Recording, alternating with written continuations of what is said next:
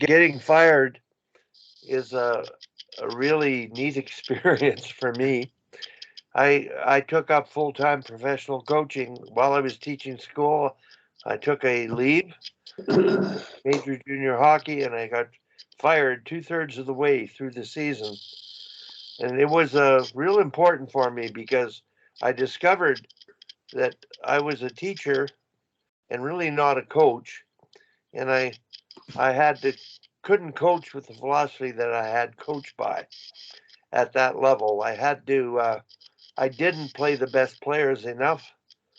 Um, it wasn't that we weren't getting outcomes, but the best players stopped playing well.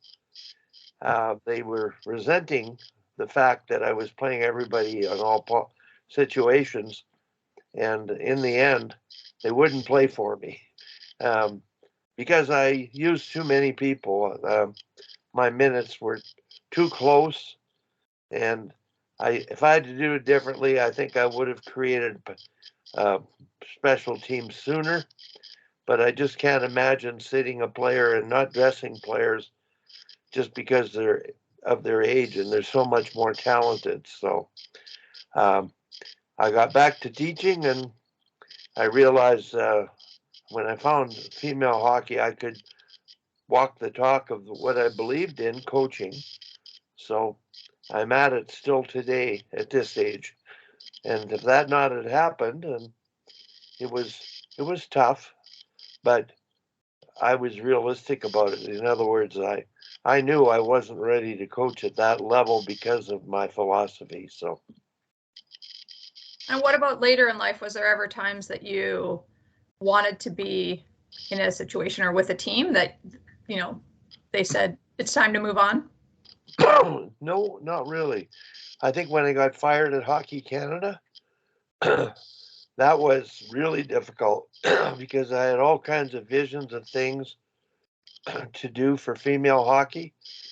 And my heart attack was quite a hiccup because I lost influence with the female game in my recovery. I was sort of moved into a position under the umbrella of the guys program, but still working in the women's, finishing revising the curriculum, which was outdated. The girls had come so far; they were now ready as they are now to do anything tactically, strategically that the guys do. So when I revised the curriculum, I added stuff that we wouldn't have even thought of back in 2002. And I wanted to incorporate that into the female game because there was no hitting. I thought they would be much more better than even the guys get because hitting was still part of the game. Intimidation was still part of the game at back in that era. Now today, I think it's just fairly equal. I think the thing that bothers me is I wish I had a chance to influence the game at our highest level.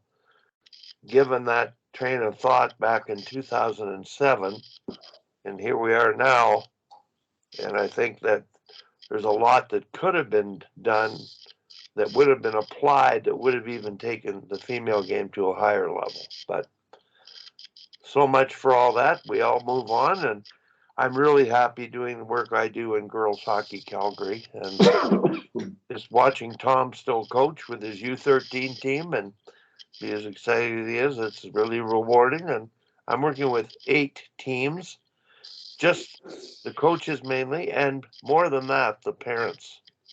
So I've got this mission statement exercise that's been done with the coaches separately, each one submitting their statement, and then the parents separately. And the deadline from everybody is November 7th. I've got everybody's in except 2.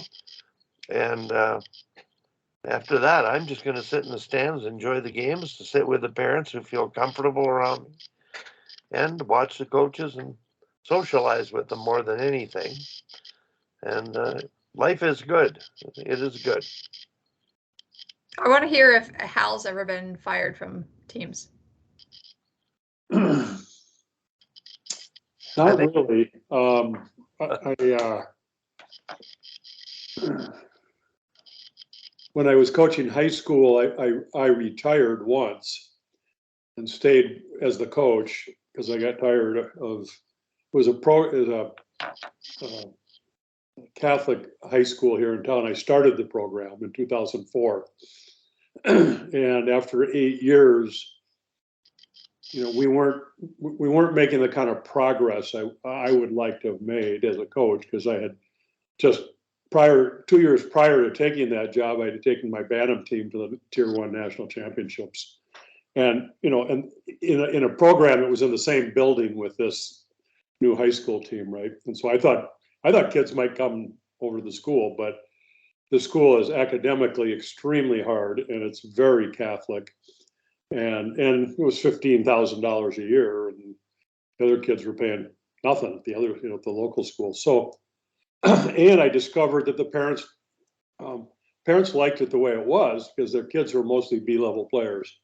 And we were very successful respective to the talent that we had.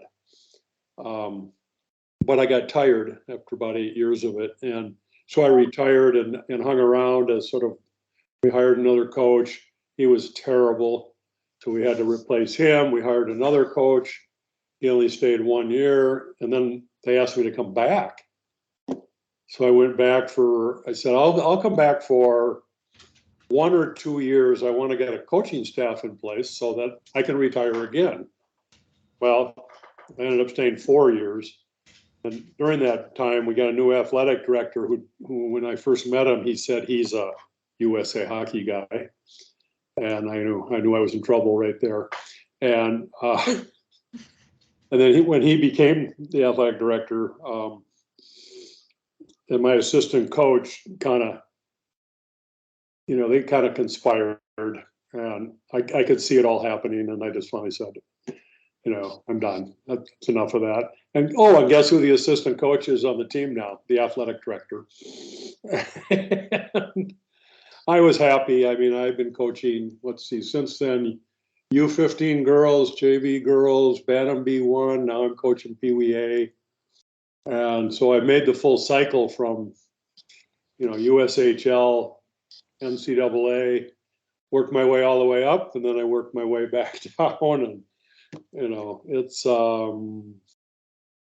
so nobody's fired me particularly, except that athletic director, but I beat him to it. So it was a race to the email.